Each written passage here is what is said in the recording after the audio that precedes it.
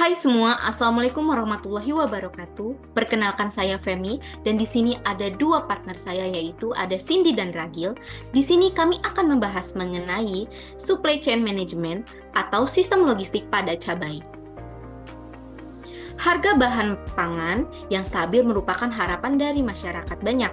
Cabai termasuk salah satu bahan pangan yang mempunyai harga sangat berfluktuatif. Pada suatu waktu, harga cabai relatif naik, dan sebaliknya pada periode tertentu harga cabai sangat rendah.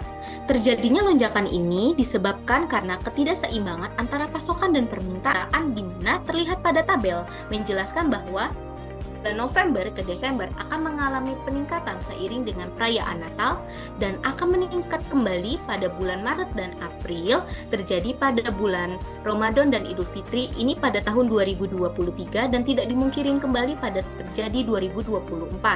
Selain dari peningkatan, oleh karena itu untuk menyiasati hal tersebut, selain dari peningkatan luas tanam, namun perbaikan penyebaran pasok cabai perlu diperhatikan. Berikut adalah analisis rantai pasok cabai.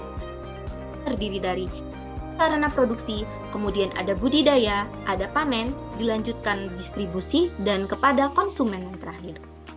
Selanjutnya ada sistem struktur rantai pasok agribisnis closed loop yang sudah diterapkan di Kabupaten Garut, di mana ada kerjasama yang dijembatani oleh Koperasi Epitelu terhadap perusahaan, mitra, dan petani untuk melakukan peningkatan dari cabai, di mana perusahaan-perusahaan itu melalui Koperasi Epitelu akan membuat petani menentukan varietas dan grade dari cabai-cabai dan pendistribusian yang tepat.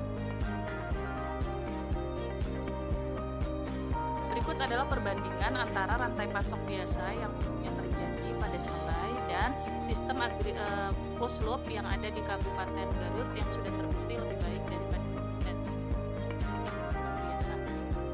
Di mana peran serta dari Koperasi Epitelu yaitu bekerja sama dengan perbankan untuk pendanaan perusahaan pupuk dan perusahaan obat pertanian yang akan diserahkan kepada petani melalui kios-kios obat. Sementara untuk perusahaan bibit diserahkan langsung kepada Koperasi Epitelu, di mana akan dilakukan penyemaian dan kemudian dibagikan kepada petani mitra untuk kemudian ditanam agar varietas dan jenis cabainya itu seragam, yang kemudian akan ditentukan untuk selanjutnya dipasarkan pada beberapa tempat pasar induk, restoran, supermarket, dan pengecer.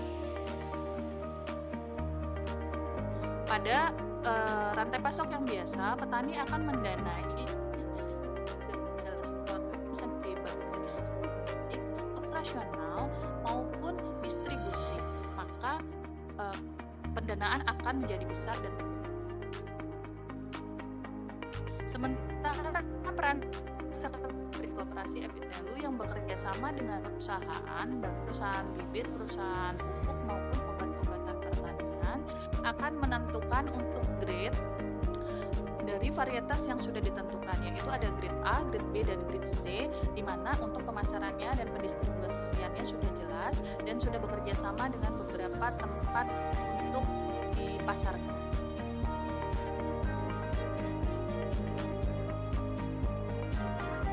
Baik, izin saya lanjutkan.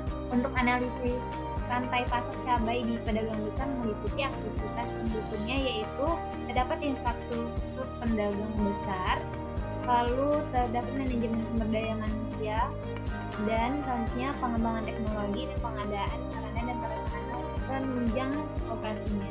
Kemudian untuk aktivitas utamanya meliputi logistik masuk, terdapat pembelian cabai rawit dari petani, kemudian operasi, di dalamnya ada pengangkutan, sertasi, dan penyimpanan.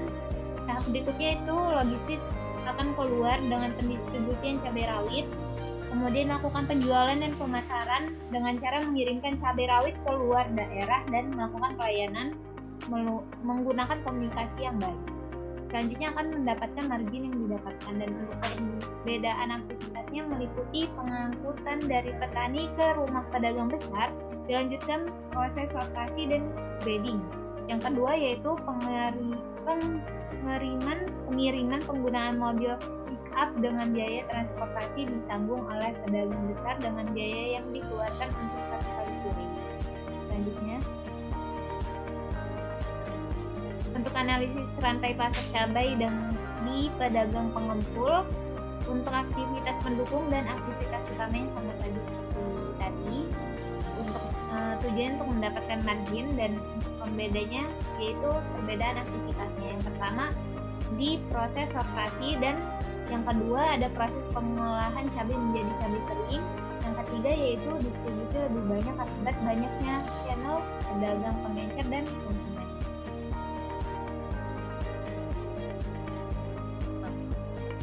Untuk analisis rantai pasok di pedagang pengencer, pembedanya dengan yang pedagang tadi yang sudah dijelaskan, yaitu pembedanya di aktivitas proses sortasi dan adanya proses tambahan lagi meliputi pengolahan cabai menjadi cabai kering.